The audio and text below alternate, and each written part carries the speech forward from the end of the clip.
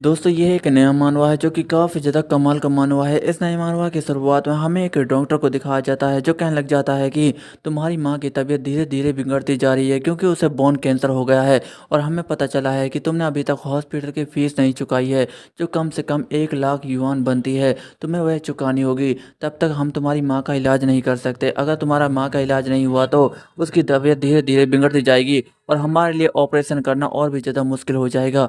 और ये सुनने के बाद हमारा मेन कैरेक्टर काफ़ी ज़्यादा हैरान हो जाता है और हमें हमारे मेन कैरेक्टर का नाम बताया जाता है। इसका नाम हान होता है और वह कहने लग जाता है कि क्या मेरी माँ को बोन कैंसर है? और वह डॉक्टर बताने लग जाता है कि हाँ, तुम्हारी माँ को बोन कैंसर है और इसके लिए इलाज के लिए तुम्हें पैसे चुकाने होंगे। अगर तुमने पैसे नहीं चुकाए तो उसकी जान भी जा सकती है। जिसे सुनने के बाद हमारा मेन कैरेक्टर गुस्सा हो जाता है और कहने लग जाता है कि मैं 1 लाख युआन कहाँ से चुकाऊँगा? मेरे पास तो इतने सारे पैसे भी नहीं है। जब मैं छोटा था तो मेरे बाप ने मेरी माँ को छोड़ दिया था और मेरी माँ ने ही मुझे पाला बड़ा था, लेकिन उसके इलाज के लिए मैंने सब कुछ बेच दिया। अब मेरे पास कुछ भी नहीं है, मैं इतने सारे पैसे कहाँ से चुकाऊंगा? अगर मैंने पैसे नहीं चुकाए तो इससे मेरी माँ की जान भी जा सकती है या फिर उसका बोन कैंसर बढ़ता जा सकता है। मुझे क्या करना चाहिए? फिर इसके बाद वह अपनी माँ के बारे में सोचने लग जाता है, जहाँ पर उसकी माँ कह रही होती है कि क्या तुम्हें अभी तक नौकरी नहीं मिली? 500 कंपनियों में नौकरी देने के बावजूद भी तुम्हें रिजेक्ट कर दिया गया है। तुम्हें निराश होने की कोई भी ज़रूरत नहीं है, तुम्हें अपनी माँ की तरह रहना चाहिए, एकदम बिंदास। तुम्हें थोड़ी-सी दारू पी लेनी चाहिए, जिससे तुम्हारा दिमाग ठंडा हो जाएगा और वैसे भी तुम्हारे शरीर में जब तक जान है, तुम हार मत मानना। अगर तुम हार मानोगे नहीं तो तुम्हें नौकरी ज़रूर मिल जाएगी। तुम्हें ज़्यादा घबराने की कोई भी ज़रूरत नहीं है। और इन सब बातों को सोचने के बाद हमारा मेन कैरेक्टर हान कहता है कि नहीं, नहीं, मैं हार नहीं मान सकता। मुझे अपनी माँ की जान बचानी होगी क्योंकि मेरी माँ मेरे लिए बहुत ज़्यादा कीमती है। चाहे इसके लिए मुझे कुछ भी करना होगा, मैं वह सब कुछ करूँगा। मेरी माँ की जान मेरे लिए बहुत ज़्यादा कीमती है और इस दुनिया में मेरी माँ के अलावा कोई भी नहीं है। चाहे इसके लिए मुझे कहीं पर भी अपना सर झुकाना पड़े, मैं ज़रूर झुकाऊँगा। लेकिन मुझे अपनी माँ के इलाज के लिए बहुत सारे पैसे चाहिए, जहाँ पर मुझे जाना होगा। फिर इसके बाद हम देखते हैं कि दिन भर की भाग-दौड़ के बाद हमारा मेन कैरेक्टर हान एक जगह पर आकर रुक जाता है और कहने लग जाता है कि मैं जगह-जगह पर पैसे माँगने के लिए गया, लेकिन सभी लोगों ने मुझे पैसे देने से मना कर दिया। अब मेरे पास सिर्फ़ यही रास्ता है, मुझे यहाँ पर जाना है। अगर मुझे यहाँ से पैसे नहीं मिले तो मुझे कहीं से भी पैसे नहीं मिलेंगे, लेकिन मुझे यहाँ से पैसे लेना होगा, चाहे इसके लिए मुझे अपना सर झुकाना पड़े। वैसे भी मैं कितना ज़्यादा घटिया इंसान हूँ जो यहाँ पर पैसे माँगने के लिए आया है, लेकिन जो भी हो मुझे पैसे चाहिए। और हम देखते हैं कि वह उस बिल्डिंग के अंदर घुस जाता है। फिर इसके बाद हमें एक कमरा दिखाया जाता है जहाँ पर हम कपल्स को देखते हैं, जो कि जिनके बीच में कुछ गुच्ची-पुच्ची चल रहा होता है। और हम देखते हैं कि वहाँ पर हान भी आ जाता है, जो दरवाजे के पास से कहने लग जाता है कि क्या कोई अंदर है? और अंदर से आवाज़ आ रही होती है कि बेबी तुम क्या कर रहे हो? मुझे छोड़ दो, कम से कम 1 आधा घंटा तुम्हें करना चाहिए। लेकिन हान कहने लग जाता है कि जो भी हो मुझे कहना चाहिए, क्या कोई घर के अंदर है? न्यू हो, क्या तुम घर के अंदर हो? और हम देखते हैं कि ये सुनने के बाद एक लड़का भागते हुए गुस्से के साथ दरवाज़ा खोलता है और कहता है कि कमीने इतना ज़्यादा शोर क्यों मचा रहा है? अरे हान, तू तो ये यहाँ पर है, तू यहाँ पर क्या कर रहा है? क्या तुम्हें पता नहीं है कि अब मेरी गर्लफ्रेंड है, तुम्हें यहाँ से चले जाना चाहिए। वैसे भी हम रिलेशनशिप में आ चुके हैं, अगर तू मुझे यहाँ पर दोबारा दिखा तो मैं तेरी जान ले लूँगा। और हम देखते हैं कि वहाँ पर एक लड़की आती है जो कि इसकी गर्लफ्रेंड होती है और वह कहने लग जाती है कि बॉयफ्रेंड यहाँ पर क्या हो रहा है? तुम इतना ज़्यादा गुस्सा क्यों कर रहे हो? और उस लड़की को देखने के बाद हान काफ़ी ज़्यादा गुस्सा हो जाता है और कहने लग जाता है कि मैं यहाँ पर तुमसे रिलेशनशिप में आने के लिए नहीं आया हूँ और ना ही मैं तुमसे कोई समझौता करना चाहता हूँ। मैं बस तुमसे यहाँ पर 1 लाख युआन उधार माँगने के लिए आया हूँ और मुझे उनकी बहुत ज़्यादा ज़रूरत है। मेरी माँ अभी हॉस्पिटल के अंदर भर्ती है और उसका इलाज चल रहा है और उसके इलाज के लिए मुझे 1 लाख युआन चाहिए। प्लीज़ मेरी मदद कर दो, मुझे पैसों की बहुत ज़्यादा ज़रूरत है। और ये सुनने के बाद गुस्से के साथ कहने लग जाती है कि तुम्हारी हिम्मत कैसे हुई यहाँ पर आने की? तुम्हारी माँ मर जाए या फिर जी जाए, मुझे इससे क्या ही फ़र्क पड़ता है और तुम्हें 1 लाख युआन की ज़रूरत है। तुम जैसे गरीब फटीचर के पास है, अगर मैं 1 लाख युआन दे भी दूँ तो तुम कैसे चुका पाओगे? और वैसे भी जब मैंने शादी करने के लिए तुमसे 3 लाख युआन माँगे थे तो तुमने कहा था कि मेरे पास पैसे नहीं है और मैं एक गरीब इंसान हूँ, तो तुम यहाँ पर कैसे आ सकते हो? मुझे नहीं लगता कि तुम जैसे गरीब फटीचर मेरे 1 लाख युआन चुका भी पाएगा। और ये सुनने के बाद हान काफ़ी ज़्यादा उदास हो जाता है और कहने लग जाता है कि प्लीज़ मेरी मदद कर दो। हम इतने साल रिलेशनशिप रिलेशनशिप में रहे थे, प्लीज़ उसकी कदर कर लो। मुझे 1 लाख युआन दे दो, मैं तुम्हारे सारे के सारे पैसे चुका दूँगा। मैं कसम खाता हूँ, मैं तुम्हारे सारे पैसे चुका दूँगा। और ये सुनने के बाद काफ़ी ज़्यादा गुस्सा हो जाते हैं और कहने लग जाते हैं कि तुम्हारी हिम्मत कैसे हुई मेरे पास्ट के बारे में बात करने की? तुम्हें पता है कि हम 3 साल तक एक साथ रहे थे। हम दोनों ने एक-दूसरे से प्यार किया था, लेकिन इसके बावजूद भी तुमने मुझे कोई भी गिफ्ट नहीं दिया, जिसकी वजह से मुझे खुशी हो। लेकिन तुमने तो सिर्फ़ अपने बारे में ही सोचा है। जब मैंने तुमसे गिफ्ट माँगने के बारे में कहा था, तो तुमने कहा था कि मैं एक गरीब इंसान हूँ, मैं तुम्हें गिफ्ट नहीं दे सकता। मैं तुम्हारे साथ कभी खुशी नहीं थी और तुम मुझसे यहाँ पर 1 लाख युआन माँगने के लिए आए हो, और वैसे भी तुम मेरे पैसे नहीं चुका पाओगे, तो मैं तुम्हें कोई भी पैसा नहीं देने वाली हूँ। बेहतर होगा कि तुम यहाँ से चले जाओ। और ये सुनने के बाद हमारा मेन कैरेक्टर उसे रोकने की कोशिश कर रहा होता है और वह काफ़ी ज़्यादा उदास हो जाता है। फिर इसके बाद हमें इस लड़की की पास्ट की स्टोरी बताई जाती है, जहाँ पर वह लड़की कह रही होती है कि तुम्हें पता है कि हाँ, मुझे तुम में सबसे ज़्यादा पसंद क्या है? तुम्हारी पर्सनैलिटी, तुम्हारा दिल कितना ज़्यादा अच्छा है। मैं तुम्हारे साथ कभी भी नहीं छोड़ूँगी। मैं तुमसे शादी करना चाहती हूँ। शादी के साथ-साथ मैं तुम्हारा हाथ पकड़ना चाहती हूँ। फिर इसके बाद हमें कुछ दिन बाद का सीन दिखाया जाता है, जहाँ पर वह लड़की कह रही होती है कि मैं आज घर नहीं जा सकती। मुझे लोगों ने अपने घर बुलाया है। उसने मुझे एक गिफ्ट दिया है, 23,000 का गिफ्ट। मैं उसे लेने जा रही हूँ। और ये सुनने के बाद हमारा मेन कैरेक्टर कहता है कि तुम ऐसा कैसे कर सकती हो? जिसे सुनने के बाद कहती है कि तुम्हें पता होना चाहिए कि तुमने मुझे अभी तक एक गिफ्ट नहीं दिया है, जिसकी वजह से मैं बहुत ज़्यादा उदास हो गई हूँ। और जबकि लुओ मेरा कितना ज़्यादा ख़्याल रखता है, मैं उसके साथ जा रही हूँ। मुझे तुमसे कोई भी प्यार नहीं है। मैं पागल थी कि मैंने तुमसे प्यार किया था। तुम जैसे घटिया इंसान से मुझे प्यार नहीं करना चाहिए था। और इन सब बातों को सोचने के बाद हान काफ़ी ज़्यादा गुस्सा हो रहा होता है और कहने लग जाता है कि प्लीज़ मेरी मदद कर दो, प्लीज़ मेरी मदद करो। मेरी माँ बहुत ज़्यादा बीमार है और उसकी जान को खतरा है। मैं आपके पैसे चुका दूँगा, प्लीज़ मेरी मदद कर दो। और हमें पता चलता है कि हमारा मेन कैरेक्टर कितना लाचार और बेबस होता है। और ये सब सुनने के बाद वहाँ पर उसका बॉयफ्रेंड होता है, जो कहता है कि ये हान, तुम्हें ज़्यादा फ़िक्र करने की कोई भी ज़रूरत नहीं है। अगर तुम्हें पैसे नहीं देगी तो मैं तुम्हें पैसे दूँगा। और वैसे भी तुम्हें तो पता है कि मैं एक कंपनी का मैनेजर हूँ और मेरे पास बहुत सारा पैसा है। और ये सुनने के बाद हान खुश हो जाता है और कहता है कि तुम्हारा बहुत-बहुत शुक्रिया। लेकिन वह लड़का कहता है कि तुम्हें पता होना चाहिए कि मेरे पास बहुत सारा पैसा है और तुम्हारी माँ मरने वाली है। अगर तुम्हारी माँ मर जाए या फिर ज़िंदा हो जाए, मुझे उससे कोई भी फ़र्क नहीं पड़ता। मैं अगर तुम्हें 1 लाख युआन दूँगा तो तुम मेरे पैसे कैसे चुकाओगे? तुम तो बहुत ज़्यादा गरीब हो और तुम्हारे पास बिल्कुल भी पैसा नहीं है। तुम मेरे पैसे कैसे चुकाओगे? और जहाँ तक मैं जानता हूँ, तुम्हारे पैसे ना होने की वजह से तुमने अपना घर भी बेच दिया है, अपनी सारी चीज़ें बेच दी है, और तुम्हारे जो रिश्तेदार हैं वह भी तुम्हें पैसे नहीं दे रहे हैं और वह भी तुमसे दूर है। तुम मेरा पैसा कैसे चुकाओगे? और ये सुनने के बाद हान कहता है कि मैं कसम खाता हूँ, मैं तुम्हारा पैसा चुका दूँगा। मैं सच कहता हूँ, मैं तुम्हारा पैसा चुका दूँगा। जिसे सुनने के बाद वह लड़का कहता है कि ठीक है, मैं तुम्हारी बात को समझ गया हूँ। तुम मेरा पैसा चुका सकते हो, लेकिन पैसा चुकाने से पहले तुम्हें मेरे घर को साफ़ करना होगा। मेरा बेडरूम गंदा हो रहा है, उसे साफ़ कर दो। और ये सुनने के बाद हान कहता है कि ठीक है, मैं अभी उसे साफ़ करता हूँ। और हम देखते हैं कि हमें उस लड़के के बेडरूम को दिखाया जाता है, जहाँ पर उन दोनों ने गुच्ची-मुच्ची किया होता है, जिसे देखने के बाद हान काफ़ी ज़्यादा गुस्सा हो जाता है। लेकिन हम देखते हैं कि वह उस कमरे की साफ़-सफ़ाई कर रहा होता है और वह दोनों जीएफ-पीएफ उसे हँसते हुए देख रहे होते हैं। और हम देखते हैं कि हान ने उन्हें साफ़ कर दिया होता है और वह कहने लग जाता है कि ठीक है, मैंने तुम्हारा बेडरूम साफ़ कर दिया है, अब मुझे 1 लाख युआन उधार दे दो। और ये सुनने के बाद वह लड़का कहता है कि अरे हाँ, तुमने तो साफ़ कर दिया, सच में तुम काफ़ी ज़्यादा अच्छे हो, चलो अब इसे मेरे लिए खा जाओ। और ये सुनने के बाद हान गुस्सा हो जाता है और कहता है कि तुम्हारी हिम्मत कैसे है मुझसे ये कहने की? अगर तुम्हें मुझे पैसे उधार नहीं देने हैं तो मत दो, लेकिन तुम अपनी हद से बाहर निकल रहे हो। और ये सुनने के बाद लड़का गुस्सा हो जाता है और एक ज़ोरदार मुक्का हान के मुँह पर दे मारता है और कहता है कि तुम्हारी हिम्मत कैसे है मुझसे ये सब कहने की? तुम जैसे गरीब फटीचर मुझसे ये सब कैसे कह सकते हो? तुम्हें तो पता है कि मैं अगर तुम्हें 1 लाख युआन दूँगा तो तुम मेरे पैसे नहीं चुका पाओगे। भला मैं तुम्हें 1 लाख युआन क्यों दूँ? तुम्हें तो मेरे हाथों से पिटना चाहिए। और वैसे भी तुमने बहुत सारी चीज़ों में मुझे नुकसान पहुँचाया है। मैं उन सब का बदला तुमसे लेना चाहता हूँ। मैं तो तुम्हें यहाँ पर बेइज़्ज़ती करने के लिए बुलाया था। मैं तुम्हें 1 लाख युआन नहीं दूँगा। और हम देखते हैं कि वह उसे एक लात मार रहा होता है, लेकिन अचानक से उस लड़के की नज़र बाहर की तरफ जाती है, जहाँ पर कोई उड़ रहा होता है। और ये देखने के बाद वह हैरान हो जाता है और कहता है कि ये विंडो के बाहर क्या है? और हम देखते हैं कि ये एक लड़की होती है जो बाहर उछल रही होती है। और हम देखते हैं कि अचानक से वह बड़ी तेज़ी के साथ उस लड़के को एक ज़ोरदार लात मार देती है और वहाँ पर आकर खड़ी हो जाती है, जिसे देखने के बाद हान काफ़ी ज़्यादा हैरान हो जाता है और कहना चाहता है कि तुम कौन हो और तुमने मेरी जान क्यों बचाई? और वह अपने मन में कहना चाहता है कि यह लड़की तो बहुत ज़्यादा खूबसूरत है, लेकिन मैंने तो इसे उड़ते हुए देखा था।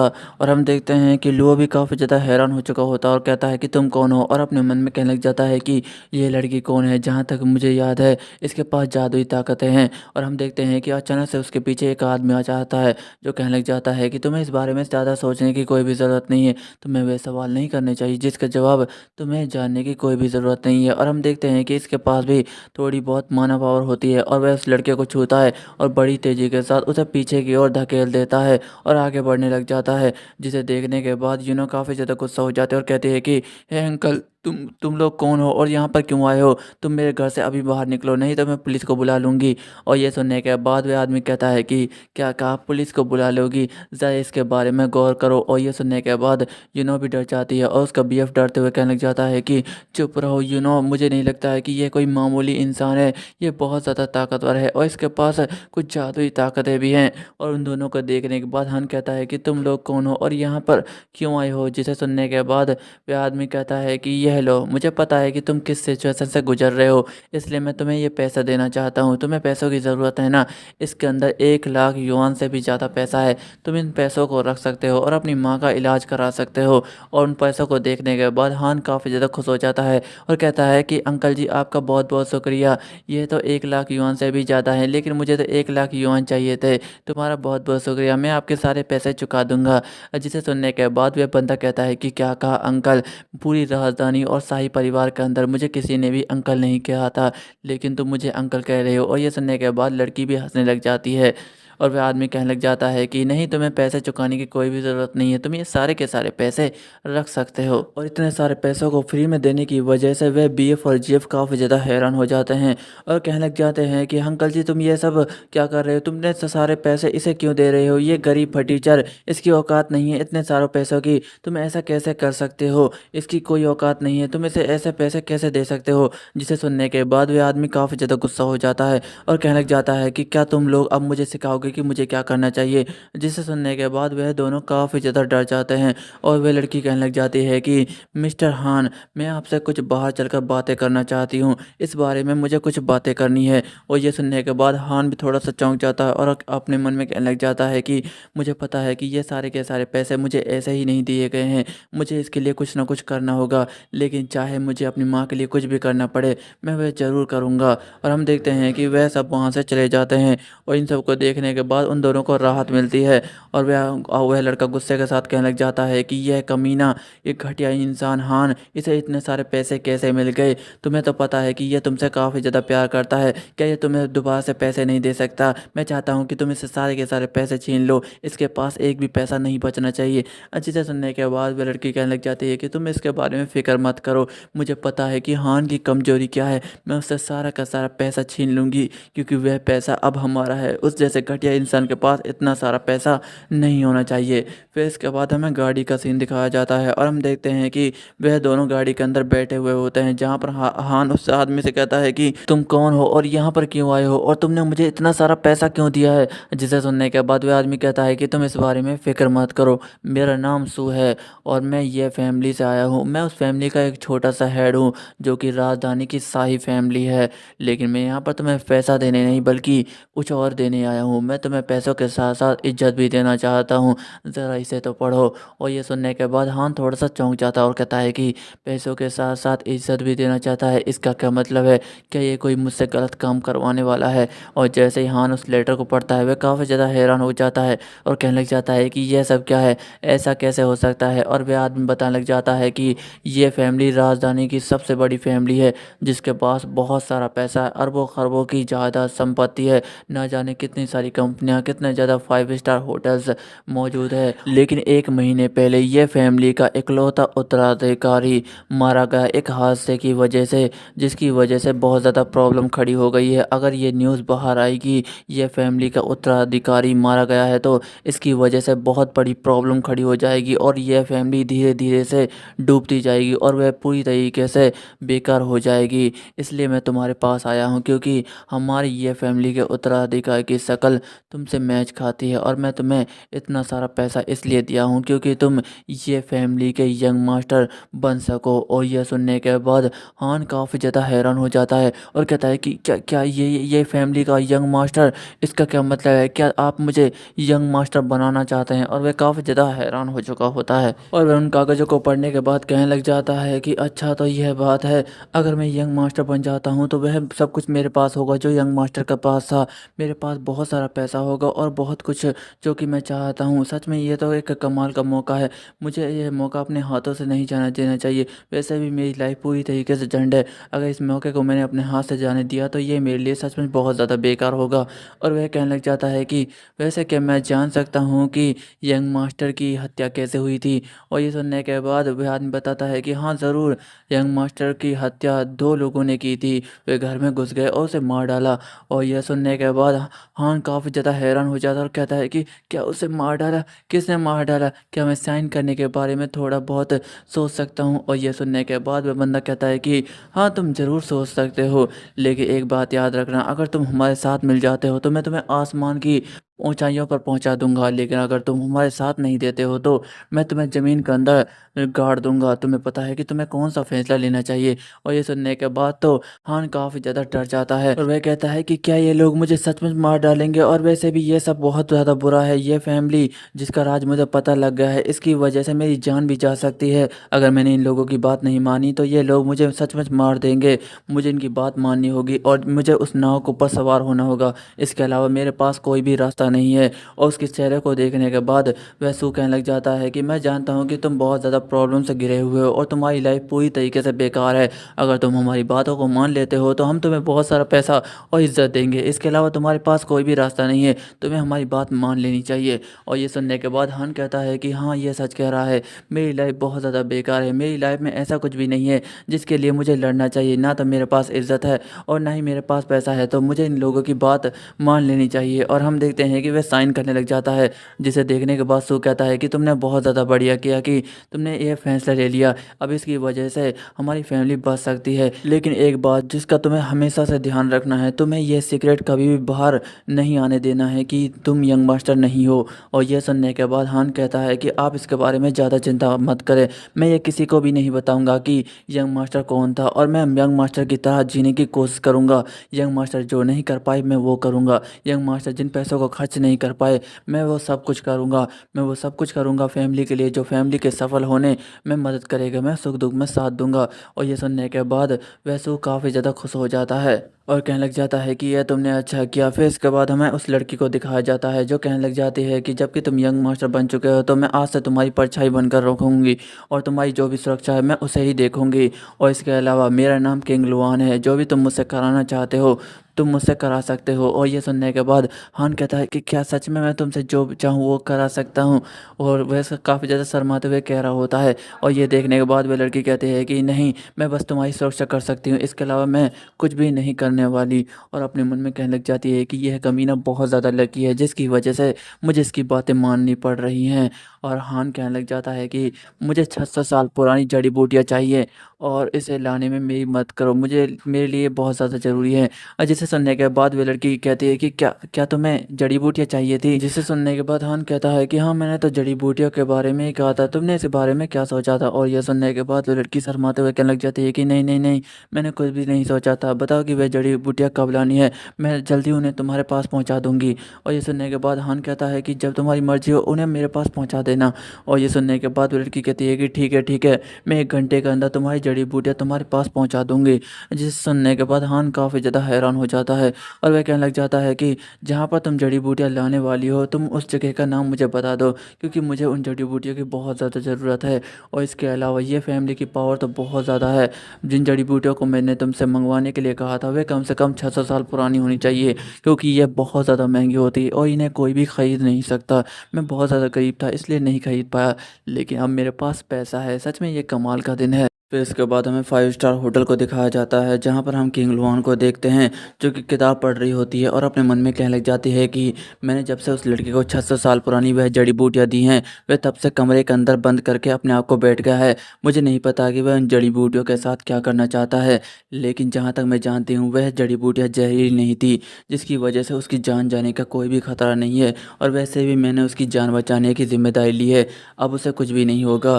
फिर इसके बाद हमें कमरे के अंदर का सीन दिखाया जाता है, जहाँ पर हान के सामने वह सारी जड़ी बूटियाँ रखी होती है और वह कहता है कि आखिरकार आखिरकार यह मुझे मिली गई। वैसे तो ये फैमिली बहुत ज़्यादा ताकतवर है और उसने मेरे बारे में बहुत ज़्यादा छानबीन की है, लेकिन शायद वह मेरे सही के सीक्रेट के बारे में कुछ भी नहीं जानती।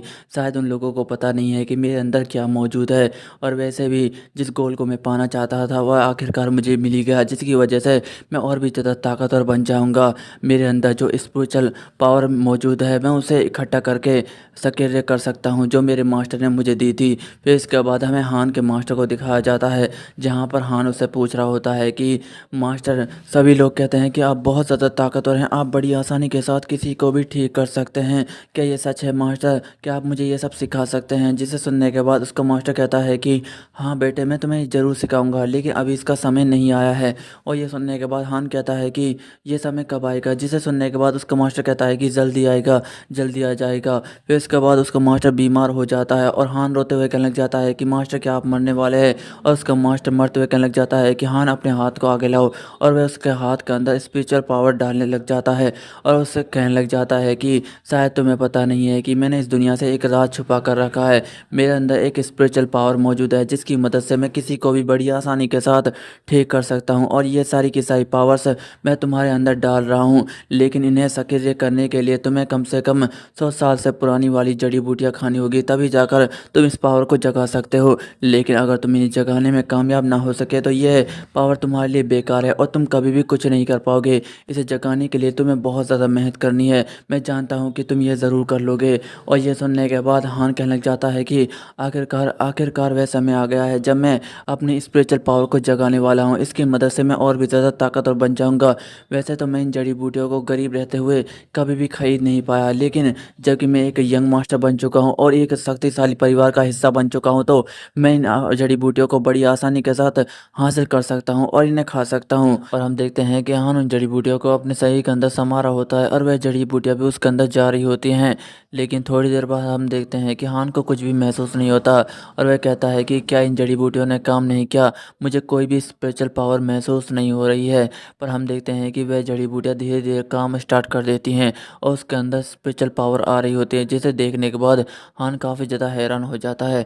पर यह स्पेशल पावर बहुत ज़्यादा होती है, जिसकी वजह से हान इसे कंट्रोल नहीं कर पा रहा होता है और उसे काफ़ी ज़्यादा पेन हो रहा होता है। उसका शरीर पूरी तरीके से गर्म हो चुका होता है, जिसकी वजह से उसके कपड़े भी फट चुके होते हैं और उसकी माँ बाप बाहर की ओर जा रही होती है।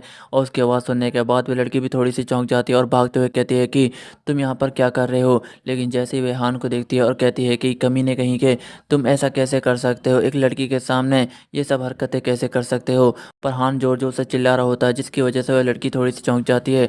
लेकिन हान की इतनी पावर होती है कि उस लड़की की कपड़े भी फट जाते हैं। और इस तरह की पावर को देखने के बाद वह लड़की हैरान हो जाती है और कहती है कि यह यहाँ पर क्या हो रहा है? पर हम देखते हैं कि हान उस पावर की वजह से होश में नहीं होता और वह उस लड़की की तरफ बढ़ रहा होता है, जिसे देखने के बाद वह लड़की भी हैरान हो जाती है। पर हान अपनी कंट्रोल नहीं होता, जिसकी वजह से उसे चक्कर आ जाता है और वह उस लड़की को लेकर ज़मीन पर गिर जाता है, जिसे देखने के बाद वह लड़की कहती है कि कमीने कहीं के, तू मेरे साथ क्या कर रहा है? पर हान कहने लग जाता है कि मुझे बहुत ज़्यादा चक्कर आ रहे हैं, जिसे सुनने के बाद वह लड़की हान को चोटी काटती है और हान को होश आ जाता है और वह चिल्लाते हुए कहता है कि हे तुम मेरे साथ ये क्या कर रही हो? जिसे सुनने के बाद वह लड़की कहती है कि ये सवाल तो मैं भी तुमसे पूछ सकती हूँ कि तुम मेरे साथ क्या कर रहे हो? पर हान अपनी सारी चीज़ों को महसूस करने के बाद काफ़ी ज़्यादा खुश हो जाता है और वह कहने लग जाता है कि आखिरकार आखिरकार मैंने अपनी स्पेशल पावर को एक्टिवेट कर लिया। ये काफ़ी ज़्यादा कमाल की बात है। अब मैं सबसे ज़्यादा ताकतवर बन जाऊंगा।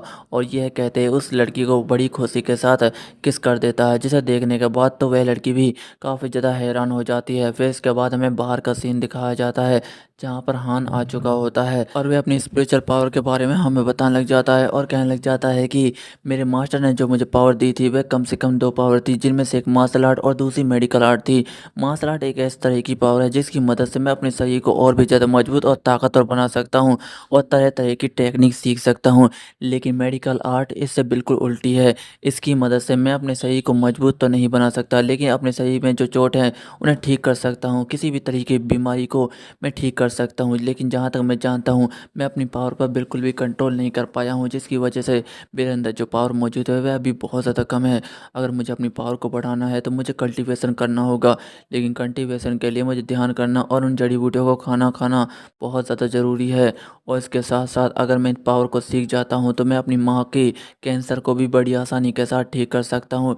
लेकिन मुझे लगता है कि इसमें थोड़ा-सा वक़्त लग सकता है, या फिर ऐसा हो सकता है कि मैं अपनी पावर की मदद से अपनी माँ को ठीक कर पाऊँ। और हम देखते हैं कि वह लड़की हान को देख रही होती है और कहने लग जाती है कि जिस तरह के ये लड़का दिखाई दे रहा है, वैसा बिल्कुल भी नहीं है। इसके अंदर एक सीक्रेट छुपा हुआ है। पर उस लड़की के मन में तो अभी हान की किस चल रही होती है, और वह अपने मन में कहने लग जाती है कि मुझे नहीं पता है कि यह अजीब लड़का किस तरह का इंसान है।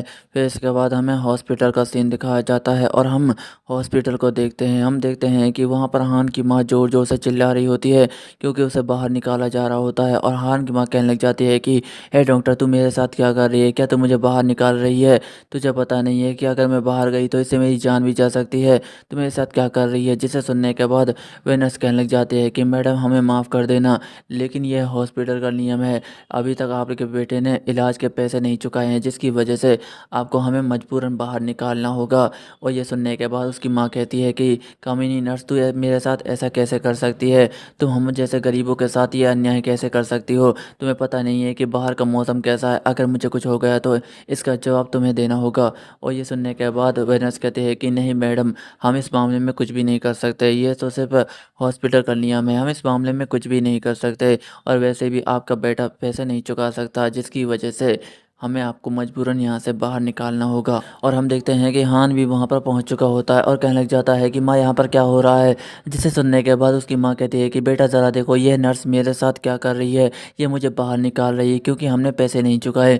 जिसे सुनने के बाद हान कहने लग जाता है कि नर्स, आप ये क्या कर रही है? क्या आपको पता नहीं है कि मेरी माँ को कैंसर है? अगर ये बाहर निकली तो इसकी तबीयत ख़राब हो सकती है, या फिर इसकी जान को भी खतरा आ सकता है। क्या आपको इस बारे में पता नहीं था? जिसे सुनने के बाद वे नर्स कहने लग जाते हैं कि देखो सर, हम इस मामले में कुछ भी नहीं कर सकते हैं। ये तो अस्पताल का नियम है। जो भी मरीज़ पैसे नहीं चुका सकता, हमें उसे मजबूरन बाहर निकालना होगा। और वैसे भी बहुत सारे मरीज़ हैं जो कि हमें पैसे देना चाहते हैं और अपना इलाज करवाना चाहते हैं, तो हम आपकी माँ को यहाँ नहीं रख सकते हैं।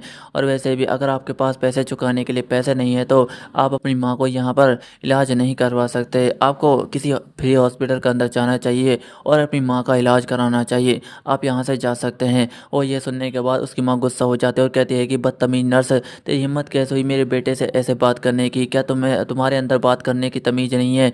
और ये सुनने के बाद नर्स कहती है कि मुझे माफ़ कर देना, लेकिन आप अपना समय बर्बाद कर रहे हैं मुझसे बहस करके, आप यहाँ से जा सकते हैं। जिसे सुनने के बाद हान कहता है कि देखो, मेरे पास तुमसे बकवास करने का समय नहीं है। वैसे भी एक इंसान जो मरने वाला है, मैं उससे बात भी नहीं करना चाहता। मैंने पैसे चुका दिए हैं, तो मेरी माँ को अभी अंदर ले जाओ।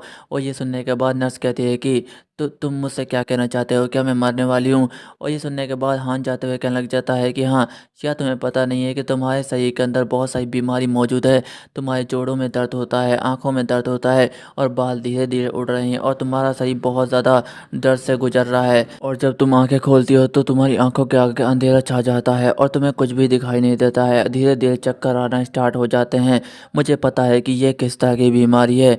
तुम कम से कम 3 महीने के अंदर, या फिर हो सकता है कि 3 दिन के अंदर ख़त्म हो जाओ। तुम्हारी मौत बड़ी आसानी के साथ हो सकती है। तुम्हें इससे बचना चाहिए। मैं चाहता हूँ कि तुम कम से कम किसी मरीज़ के ऊपर दया दिखाओ।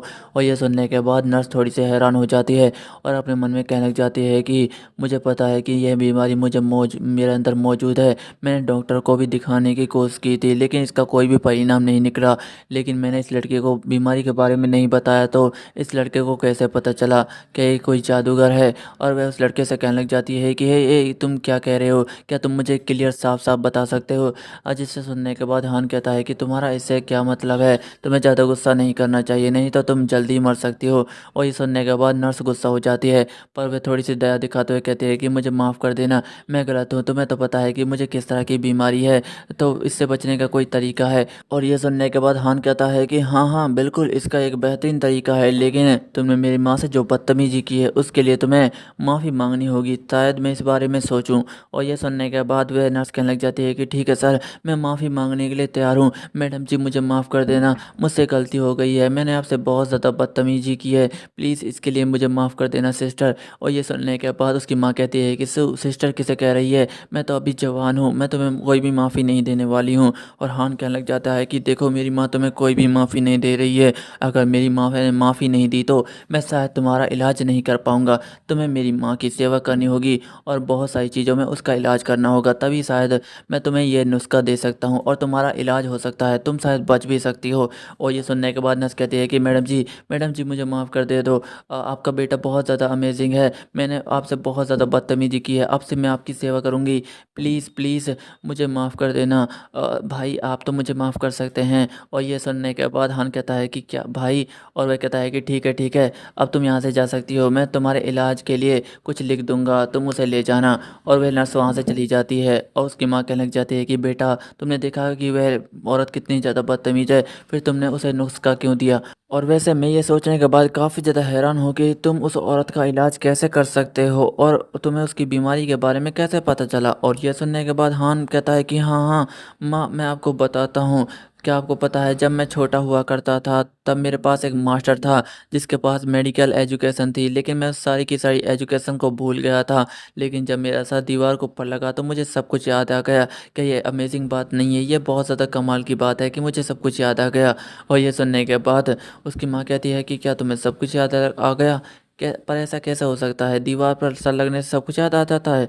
और ये सुनने के बाद हान कहता है कि हाँ माँ, सब कुछ याद आ जाता है, शायद आपको इस बारे में कुछ भी पता नहीं था। फिर इसके बाद हम देखते हैं कि हान किंग लुआन के पास चला जाता है और कहने लग जाता है कि मुझे एक्यूपंक्चर लगाने के लिए चांदी की सुइयाँ चाहिए, प्लीज़ मेरे लिए उसका इंतज़ाम कर दो क्योंकि मुझे अपनी माँ का इलाज करना है। और ये सुनने के बाद किंग लुआन कहती है कि क्या तुम्हें अपनी माँ का इलाज करना है? शायद तुम्हें पता होना चाहिए कि तुम्हारी माँ को बोन कैंसर है, तुम उसका इलाज नहीं कर पाओगे, वह एक घातक बीमारी है।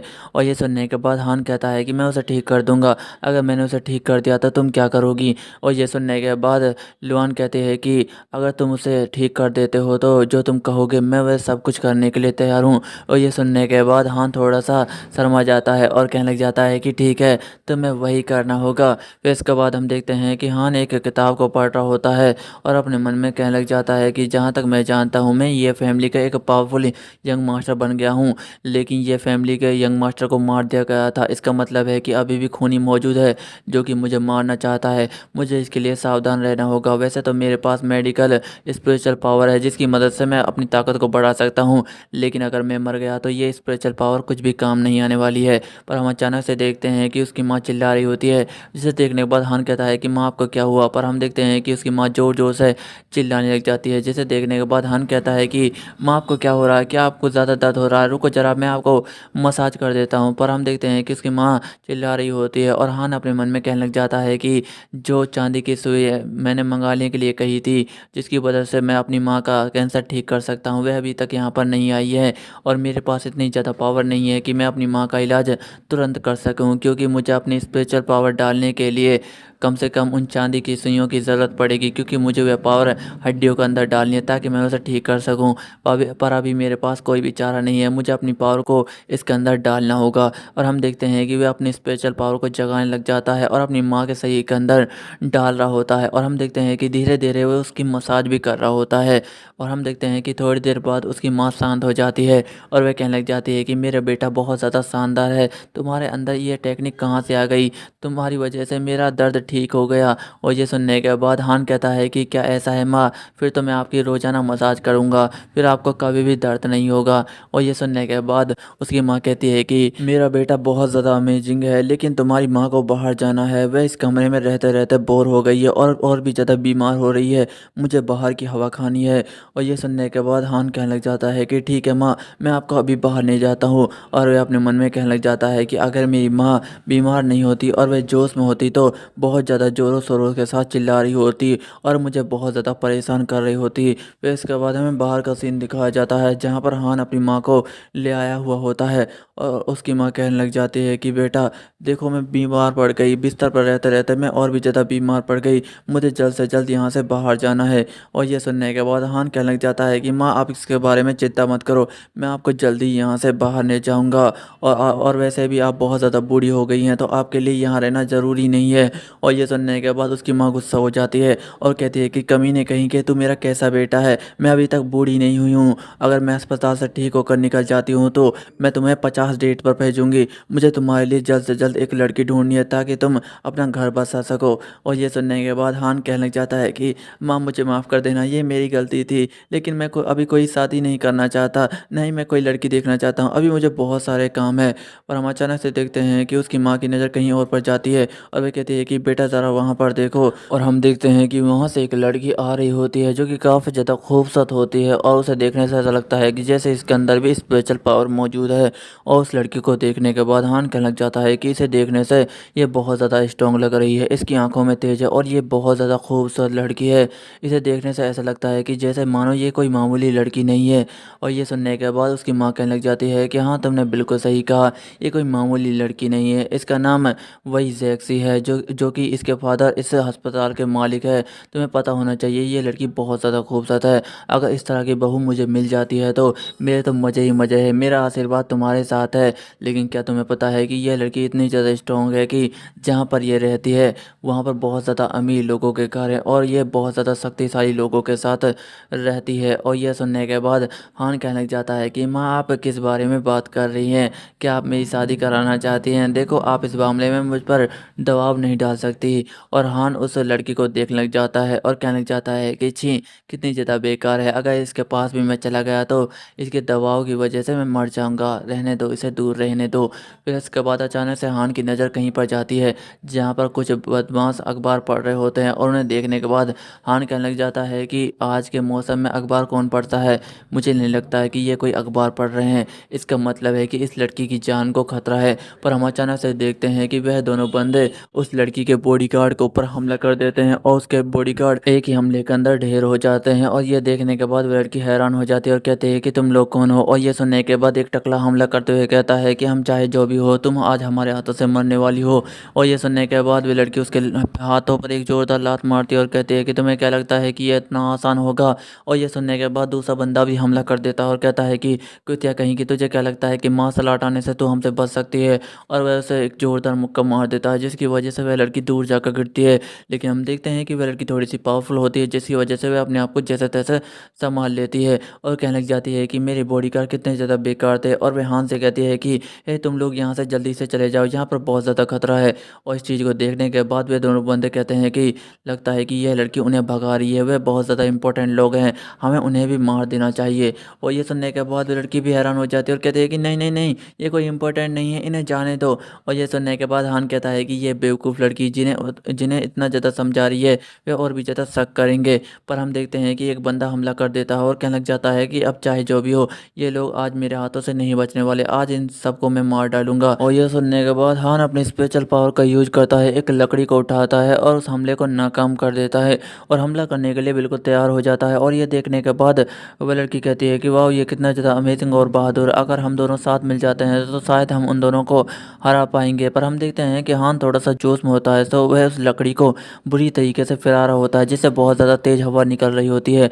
और इस हवा की वजह से उस लड़की का वह दुपट्टा भी उड़ रहा होता है और वह कहने लग जाती है कि हे, इसे फिराना बंद करो, इसे फिराना बंद करो, क्या तुम पागल हो गए हो, कमीने बास्टर्ड ठरकी कहीं के, हे क्या तुम मेरी मदद कर सकते हो? और वैसे भी हम दोनों दो हैं तो उन्हें बड़ी आसानी के साथ हरा पाएंगे, क्या तुम मेरी मदद कर सकते हो? और ये सुनने के बाद हान कहता है कि भला मैं तुम्हारी मदद क्यों करूं, और वैसे भी मुझे तुम्हारी मदद करने का कोई भी शौक नहीं है, मैं किसी भी लड़ाई के मामले में नहीं फंसना चाहता हूं। और ये सुनने के बाद लड़की गुस्सा हो जाती है और कहती है कि तुम कमीने कहीं के, तुम्हारी हिम्मत कैसे हो मुझसे यह सब कहने की? क्या तुम्हें पता नहीं है कि मैं एक मासूम और लाचार लड़की हूँ, तुम्हें मेरी मदद कर देनी चाहिए। और ये सुनने के बाद हान कहता है कि मासूम और लड़की के पास बॉडीगार्ड नहीं होते, तुम्हारे पास तो बॉडीगार्ड थे, वह कुछ भी नहीं कर पाए तो मैं क्या ही भला कर पाऊंगा। और हम देखते हैं कि उन दोनों की बातें वह बंदे भी सुन रहे होते हैं और वह कहने लग जाते हैं कि लगता है कि यह इस लड़की का सीक्रेट बॉडीगार्ड है जिसे ये छुपाना चाहती है, हम सब कुछ समझ गए हैं, हमें इस लड़के को मार देना चाहिए।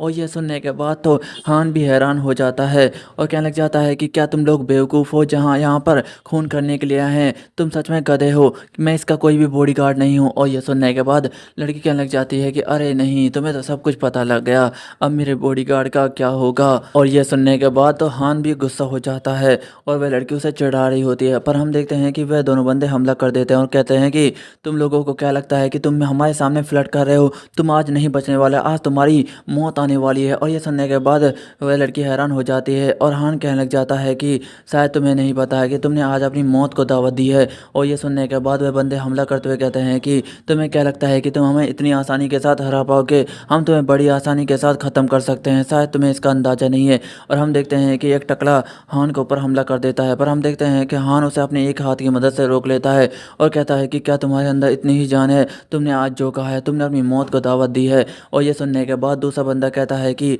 क्या तुझे लगता है कि तुझे मार्शल आर्ट आती है तो तू कुछ भी कर पाएगा, नहीं तू आज मारा जाएगा। पर हम देखते हैं कि हान उस बंदे को एक जोरदार लात मारता है जिससे वह बंदा दूर पेड़ में जाकर लगता है। और ये देखने के बाद उसका भाई भी हैरान हो जाता है और कहता है कि तुमने ये कैसे किया, तुमने मेरे भाई को पेड़ के ऊपर कैसे मारा, क्या तुम्हारे अंदर इतनी ज़्यादा पावर है। और ये सुनने के बाद हान कहता है कि क्या तुम्हें मेरी पावर देख रही है, चलो मैं तुम्हें दिखा देता हूँ कि मैंने उसे किस तरह से पेड़ के ऊपर पहुँचाया है। और हम देखते हैं कि वह उस बंदे को भी एक जोरदार लात मारता है और उसे पेड़ में ऊपर पहुँचा देता है और वह अपने भाई से जाकर टकराता है। और यह देखने के बाद तो वह लड़की भी हैरान हो जाती है और कहती है कि ये कैसे हो सकता है, ये नामुमकिन है, वे बहुत ज़्यादा शक्तिशाली असैसिन थे लेकिन इसके बावजूद भी उसने उन्हें हरा दिया, ये सच में कमाल का है। और इन सब चीज़ों को देखने के बाद हान कहता है कि लगता है कि तुम्हारी हालत बहुत ज़्यादा ख़राब हो गई है, तुम तो भागने के लायक भी नहीं बचे हो, अब मुझे लगता है कि यहाँ पर पुलिस को बुला लेना चाहिए, इसके अलावा मेरे पास कोई भी रास्ता नहीं है।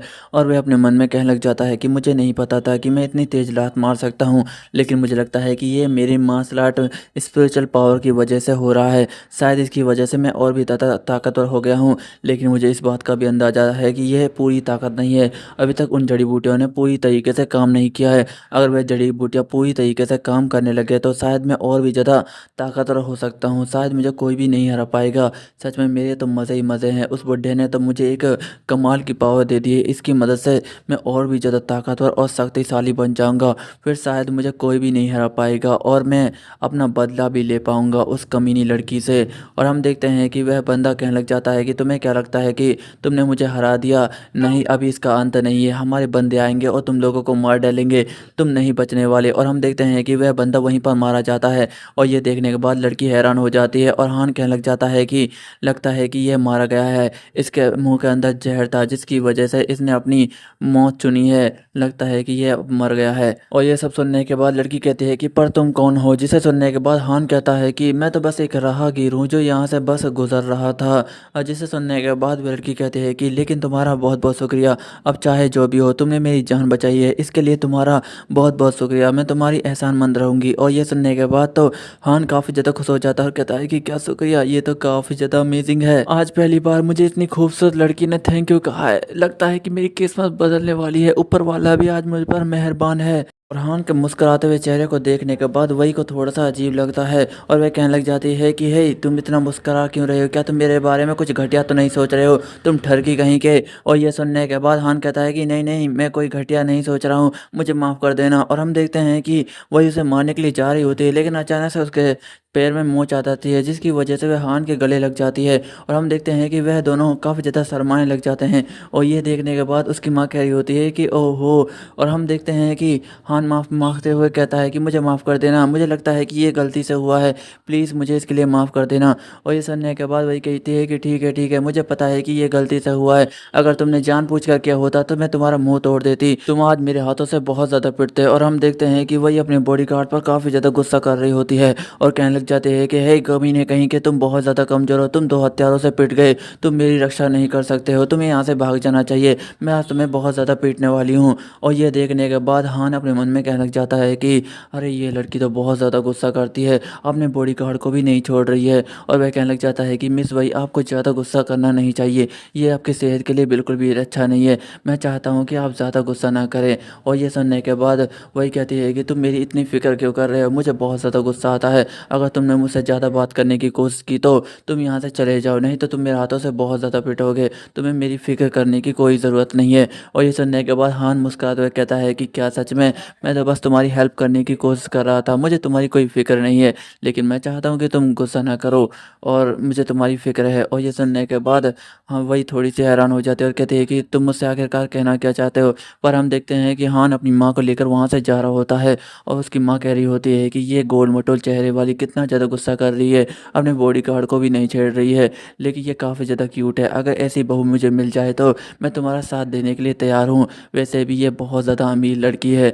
और ये सुनने के बाद हान कहता है कि नहीं, नहीं माँ, मैं इस जैसी लड़की से शादी नहीं करना चाहता, नहीं तो मेरी ज़िंदगी नरक बन जाएगी। और ये सुनने के बाद वही कहती है कि क्या इस औरत ने मुझे अभी गोल-मटोल चेहरे वाली कहा, लेकिन इससे क्या ही फ़र्क पड़ता है? मुझे नहीं लगता कि वह लड़का मेरी फ़िक्र कर रहा था। ये सिर्फ़ बेबुनियादी बातें हैं, मुझे नहीं लगता कि वह मेरी फ़िक्र करेगा। मैं तो सिर्फ़ अनजान लड़की हूँ, भला वह मेरी फ़िक्र करने कैसे करने लगा। फिर इसके बाद हम देखते हैं कि वही अपने दादाजी के पास पहुँच जाती है, जहाँ पर उसका दादाजी कहता है कि मैंने सुना है कि तुम्हारे ऊपर 2 हत्यारों ने हमला किया था, क्या उनका कुछ पता चला कि वे कौन थे? और ये सुनने के बाद वही कहते हैं कि नहीं दादाजी, अभी हमें कुछ भी नहीं पता नहीं चला है। और ये सुनने के बाद दादाजी कहता है कि लगता है कि वे कमीने इंसान वही परिवार के सदस्य को मारना चाहते हैं। बेटा तुम बाहर मत जाना जब तक तुम्हारी ताकत इंक्रीज़ नहीं हो जाती। और ये सुनने के बाद वही कहती है कि ठीक है दादाजी। और दादाजी कहता है कि लेकिन मैंने सुना है कि तुम्हारी किसी लड़के ने जान बचाई थी, क्या मैं उस लड़के से मिल सकता हूँ? और ये सुनने के बाद वही कहती है कि नहीं, नहीं, नहीं दादाजी, वो बहुत ज़्यादा कमीना इंसान है, आप उससे नहीं मिल सकते। और ये सुनने के बाद तो उसका दादाजी हैरान हो जाता है और अपने मन में कहने लग जाता है कि जहाँ तक मैं वही को जानता हूँ, इसने मेरे साथ मार्शल आर्ट सीखी है, ना जाने कितने ज़्यादा ताकतवर और अमीर लड़कों से मिली है, लेकिन ये आज तक मुस्कुराई नहीं बल्कि उन्हें उल्टा ही पीट दिया। लेकिन जब मैं इस लड़के की बातें कर रही है तो ये काफ़ी ज़्यादा गुस्सा और शर्मा रही है। क्या ऐसा हो सकता है? कि मुझे नहीं लगता कि ये होना चाहिए। और वह कहता है कि जल्दी करो, मुझे उस लड़के से मिलना है, जल्दी करो, उसे मेरे पास लेकर आओ। और ये सुनने के बाद वही कोई भी जवाब नहीं देती। फिर इसके बाद हमें हान की माँ को दिखाया जाता है, जिसे बहुत सारी सुइयाँ लगा चुकी होती हैं और हान उसका इलाज कर रहा होता है और कहने लग जाता है कि माँ अब आपको कैसा फ़ील हो रहा है? और ये सुनने के बाद उसकी माँ कहती है कि अब मुझे अच्छा लग रहा है, ऐसा लगता है कि मेरा शरीर पूरी तरीके से रिलैक्स हो गया है, अब मेरे शरीर में बिल्कुल भी दर्द नहीं है, क्या मैं ठीक हो गई हूँ?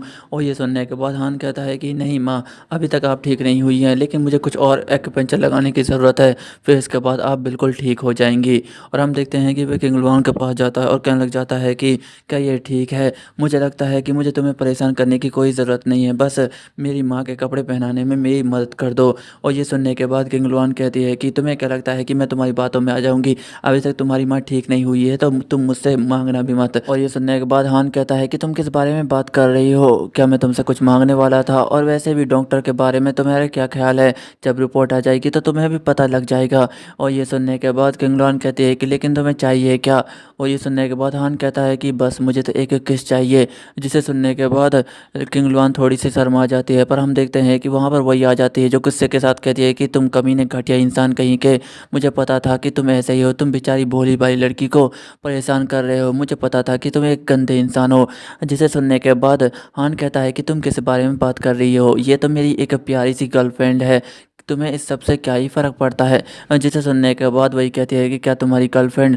और वह अपने मन में कहने लग जाती है कि ज़रा इस लड़की को देखो, ये कितनी ज़्यादा खूबसूरत है, इगर इसका फ़िगर भी काफ़ी ज़्यादा अच्छा है और ये मुझसे कई गुना ज़्यादा खूबसूरत है। क्या इस कमीने की ये गर्लफ्रेंड है? और ये सुनने के बाद हान कहता है कि हाँ, ये देखो मेरी कितनी प्यारी गर्लफ्रेंड है। और वह किंग लुआन के काफ़ी ज़्यादा करीब जा चुका होता है और ये देखने के बाद किंग लुआन अपने मन में कहती है कि ये कमीना कहीं का, ये बस यंग मास्टर बन गया है, इसलिए मैं इसे अपने करीब आने दे रही हूँ, नहीं तो ये आज मेरे हाथों से बहुत ज़्यादा पिटता।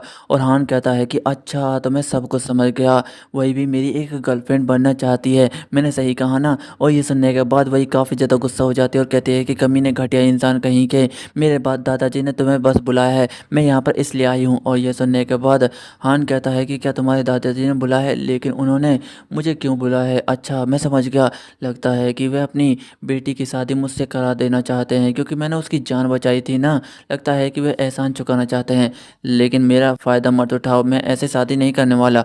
और ये सुनने के बाद वही काफ़ी ज़्यादा गुस्सा हो जाती है और कहती है कि कमीने इंसान, तुम्हें आना है या फिर नहीं आना, जल्दी से मुझे बताओ। और ये सुनने के बाद हान कहता है कि ठीक है, मैं आता हूँ, और वही वहाँ से चली जाती है। और हान किंग लुआन से कहता है कि वही के ऊपर जिन हत्यारों ने हमला किया था वह कौन थे, तुम इसके बारे में पता लगाओ। और ये सुनने के बाद किंग लुआन कहती है कि ठीक है सर। पर हम देखते हैं कि हान कमीना उसके कमर में हाथ डालता है और कहने लग जाता है कि लेकिन इससे पहले क्या तुम मुझे उसके दादाजी के कमरे तक छोड़ सकती हो। और ये सुनने के बाद किंग लुआन थोड़ी सी हैरान हो जाती है और हान वहाँ से जाते हुए कहने लग जाता है कि ठीक है, मैं यहाँ से जा रहा हूँ, मैं तुमसे बाद में मिलता हूँ, मुझे इसके बारे में रिपोर्ट देना। और वह वहाँ से जाते हुए शर्मा रहा होता है और अपने मन में कहने लग जाता है कि यह लड़की कितनी ज़्यादा खूबसूरत है और इसका फिक्र भी कितना ज़्यादा मेंटेन है। जब मैंने इसकी कमर में हाथ डाला तो इसने कुछ भी नहीं कहा, सच में ये काफ़ी ज़्यादा अच्छी लड़की है। और जैसे ही हान वहाँ से चला जाता है, हम देखते हैं कि किंग लुआन काफ़ी ज़्यादा शर्मा जाती है और वह कहती है कि यह मेरे कितनी ज़्यादा करीब था। फिर इसके बाद हमें एक साफ़ सुथरे और काफ़ी ज़्यादा शानदार कमरे को दिखाया जाता है, जिसे देखने के बाद हान कहता है कि ये कमरा भी देखने से एक 5 स्टार जैसा लगता है। पर हम देखते हैं कि वहाँ पर वही और उसके दादाजी होते हैं और वही के दादाजी कहने लग जाता है कि तुम्हारा बहुत बहुत शुक्रिया, तुमने मेरी बेटी की जान बचाई है, इसके लिए तुम्हारा बहुत बहुत शुक्रिया। लेकिन अगर तुम मुझसे कुछ मांगना चाहते हो तो तुम मुझसे मांग सकते हो, मैं तुम्हें देने के लिए तैयार हूँ। और ये सुनने के बाद हान कहता है कि नहीं नहीं नहीं, इसकी कोई भी ज़रूरत नहीं है, मैं बस वहाँ से गुजर रहा था, मैंने आपकी बेटी की मदद कर दी, इसकी कोई भी ज़रूरत नहीं है। और वह अपने मन में कहने लग जाता है कि इसके दादाजी बहुत ज़्यादा अमीर है, लेकिन इसे देखने से ऐसा नहीं लगता कि ये कोई बुरा इंसान है, ये काफ़ी ज़्यादा अच्छा इंसान है। और वैसे भी मैं किसी भी फैमिली के मामले में नहीं पड़ना चाहता, तो मुझे सबसे दूर रहना चाहिए। और उसका दादाजी कहने लग जाता है कि मैंने सुना है कि तुम्हारी माँ का इलाज इसी हॉस्पिटल के अंदर हो रहा है, अब मैं चाहता हूँ कि मैं तुम्हारी माँ को एक ख़ास कमरे के अंदर भर्ती करवा दूँ, एक 5 स्टार कमरे में। और वैसे भी मुझे लगता है कि तुम्हें इसके लिए मुझे मना नहीं करना चाहिए, मैं बस अपना एहसान चुकाना चाहता हूँ, प्लीज़ मुझे मना मत करना मिस्टर हान, मैं आपकी मदद करना चाहता हूँ। और ये सुनने के बाद हान कहता है कि नहीं नहीं, इसकी कोई भी ज़रूरत नहीं है बूढ़े इंसान, और वैसे भी मेरी माँ जल्दी ठीक हो जाएगी। और ये सुनने के बाद वही कहती है कि तुम्हें क्या लगता है कि ये कोई मामूली कमरा है जो किसी को भी आसानी के साथ मिल जाता है, ये पैसे देने से भी नहीं मिलता, इसके लिए फैमिली का कनेक्शन होना बहुत ज़्यादा ज़रूरी है, जितना ज़्यादा स्ट्रॉन्ग कनेक्शन होगा उतना ही अच्छे से कमरे मिल पाएंगे। लेकिन ये कोई मामूली कमरा नहीं है, अगर तुम इसमें अपनी माँ को ले जाते हो तो तुम्हारी माँ का इलाज बहुत ही ज़्यादा अच्छी तरीके से हो जाएगा, जिससे तुम्हारी माँ जल्दी ठीक हो जाएगी। और वह अपने मन में कहती है कि इसे देखने से ऐसा लगता है कि ये कोई गरीब लड़का है, मुझे पता है कि ये गरीब लड़का है, लेकिन इसे मना नहीं करना चाहिए, और वैसे भी इसमें इसकी माँ का ही फ़ायदा है, वह जल्दी ही ठीक हो जाएगी। और हम देखते हैं कि हान कहने लग जाता है कि इसकी कोई भी ज़रूरत नहीं है, रुको ज़रा, मैं अपनी माँ को ही खुद एक ख़ास कमरे के अंदर डलवा देता हूँ। और वह कहता है कि जल्दी करो। और ये सुनने के बाद किंग लुआन कहते हैं कि ठीक है सर। और हम देखते हैं कि वह किसी को फ़ोन करती है और कहने लग जाती है कि हाँ, ये हान की माँ को एक ख़ास कंधे के अंदर शिफ्ट कर दो, तुम्हें जल्दी करनी है। और ये सुनने के बाद वही कहती है कि तुम्हें क्या लगता है कि तुम मुझे इतनी आसानी के साथ बेवकूफ़ बना सकते हो, मुझे पता है कि इसके लिए फैमिली का कनेक्शन होना बहुत ज़्यादा ज़रूरी है। पर हम देखते हैं कि वहाँ पर मोटी नर्स आ जाती है जो कहती है कि एक्सक्यूज़ मी सर, यहाँ फैमिली की माँ को अलग कमरे के अंदर शिफ्ट कर दिया गया है, जो कि काफ़ी ज़्यादा ख़ास कमरा है, ये सिर्फ आपकी माँ के लिए है, और इसके अलावा आपको हमसे कोई और मदद चाहिए तो आप हमसे वो भी कह सकते हैं, आपका बहुत बहुत शुक्रिया। और ये सुनने के बाद वही भी हैरान हो जाती है और अपने मन में कहने लग जाती है कि ये कैसे हो सकता है, ये तो काफ़ी ज़्यादा गरीब लड़का लग रहा था, पर लगता है कि इसकी फैमिली बहुत ज़्यादा पावरफुल और बड़ी है, इसने एक फ़ोन किया और उसे खास तरह का कमरा मिल गया, लेकिन आखिरकार ये करना क्या चाहता है। और वह चिल्लाकर कहने लग जाती है कि तुम क्या करना चाहते हो, तुम इस तरह से मुझे नहीं पा सकते, ये सब बेकार है। और ये सुनने के बाद हान कहता है कि क्या तुम्हें लगता है कि मैं तुम्हें पाने की कोशिश कर रहा हूँ, तुम बेवकूफ़ बनने की कोशिश कर रही हो, ये सब तो मैं अपनी माँ के लिए कर रहा हूँ, जबकि तुम्हारी बातें ख़त्म हो चुकी है, तो मैं यहाँ से जा रहा हूँ। और ये सुनने के बाद उसका दादाजी थोड़ा सा मुस्कुरा रहा होता है और कहने लग जाता है कि रुको ज़रा, मुझे तुमसे कुछ अभी भी बातें करनी है। पर हम देखते हैं कि उसे खांसी आने लग जाती है, और लेकिन हम देखते हैं कि उसकी खांसी बढ़ती है और उसका ब्लड प्रेशर भी बढ़ रहा होता है, जिससे काफ़ी ज़्यादा प्रॉब्लम हो रही होती है। और ये देखने के बाद वही कहने लग जाती है कि दादाजी क्या आपको कोई प्रॉब्लम है? दादाजी आपको क्या हुआ है? पर हम देखते हैं कि उस कमरे के अंदर डॉक्टर आ चुके होते हैं और वही कहने लग जाते हैं कि डॉक्टर मेरे दादाजी को क्या हुआ? और ये सुनने के बाद डॉक्टर कहता है कि रुको ज़रा, हमें आपके दादाजी की इमरजेंसी ट्रीटमेंट करना होगा। और वही कहते हैं कि प्लीज़ मेरे दादाजी को बचा लीजिए। जिसे सुनने के बाद डॉक्टर कहता है कि आपको ज़्यादा चिंता करने की कोई भी ज़रूरत नहीं है मिस वही, हम इमरजेंसी में कुछ भी करेंगे आपके दादाजी को बचाने के लिए। और यह देखने के बाद हान थोड़ा-सा हैरान हो जाता है और अपने मन में कहने लग जाता है कि लगता है कि वही के दादाजी को काफ़ी ज़्यादा प्रॉब्लम है। लेकिन अब डॉक्टर यहाँ पर आ चुके हैं तो मुझे ज़्यादा टेंशन लेने की कोई भी ज़रूरत नहीं है, मैं यहाँ से चलता हूँ। और वह कहता है कि चलो चलते हैं यहाँ से। पर वह डॉक्टर चिल्लाने लग जाता है कि इस बूढ़े आदमी के हाथों को पकड़ो, मुझे इसे इंजेक्शन लगाना है। और हम देखते हैं कि उस बुड्ढे में काफ़ी ज़्यादा जान आ चुकी होती है। वह अपनी बेटी को एक ज़ोरदार धक्का मारता है जिससे वही दूर जाकर गिरती है।